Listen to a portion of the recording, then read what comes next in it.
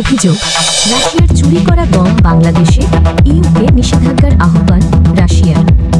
অধিকৃত অঞ্চল থেকে চুরি করা গম বাংলাদেশে রপ্তানি হচ্ছে এমন অভিযোগ তোলে ইউরোপীয় ইউনিয়নের কাছে বাংলাদেশি কিছু প্রতিষ্ঠানের ওপর নিষেধাজ্ঞা দেওয়ার আহ্বান জানাতে যাচ্ছে ইউক্রেন। বিষয়টি নিয়ে বাংলাদেশ সরকারের পক্ষ থেকে কোনো প্রতিক্রিয়া না আসায় এমন পদক্ষেপ নিতে চলেছে দেশটি। শুক্রবার ২৭ জুন বার্তা সংস্থা রয়টার্সের এক প্রতিবেদনে এই তথ্য জানানো হয়। দক্ষিণ এশিয়ায় নিযুক্ত এক শীর্ষ ইউক্রেনীয় কূটনীতিক রয়টার্সকে জানিয়েছেন, রাশিয়া ২০১৪ সাল থেকে দখল করে রাখা ইউক্রেনের দক্ষিণাঞ্চলের কৃষিভূমি থেকে গম সংগ্রহ করে তা রুশ গমের সঙ্গে মিশিয়ে বিভিন্ন দেশে রপ্তানি করছে। ইউক্রেনের দাবি, এসব গমের একটি বড় অংশ বাংলাদেশে যাচ্ছে। রাশিয়া অবশ্য এই অভিযোগ প্রত্যাখ্যান করেছে। দেশটির কর্মকর্তারা বলছেন, যেসব অঞ্চল একসময় ইউক্রেনের অংশ ছিল তা এখন রাশিয়ার এবং সেখানে উৎপাদিত ফসল রাশিয়ার সম্পদ।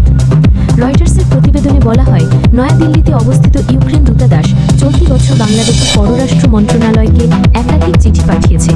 এতে রাশিয়ার কাপকাজ বন্দর থেকে পাঠানো অন্তত ১,৫০,০০০ টনের বেশি গম প্রত্যাখ্যানের আহ্বান জানানো হয়েছে।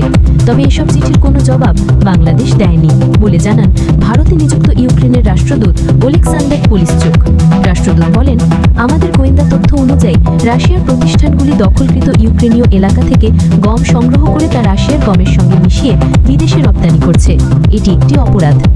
তিনি আরও বলেন, আমরা এই বিষয়ে আমাদের তদন্তের ফলাফল ইউরোপীয় ইউনিয়নের সংশ্লিষ্ট কর্মকর্তাদের সঙ্গে শেয়ার করব এবং বাংলাদেশি প্রতিষ্ঠানের উপর উপযুক্ত পদক্ষেপ নেওয়ার অনুরোধ জানাব। রয়টার্স জানায়, এই বিষয়ে জানতে বাংলাদেশ ও রাশিয়ার পররাষ্ট্র মন্ত্রণালয়ের সঙ্গে যোগাযোগ করা হলেও তারা কোনো মন্তব্য করেনি। সুমাইয়া জান্নাত, জিএম টেলিভিশন।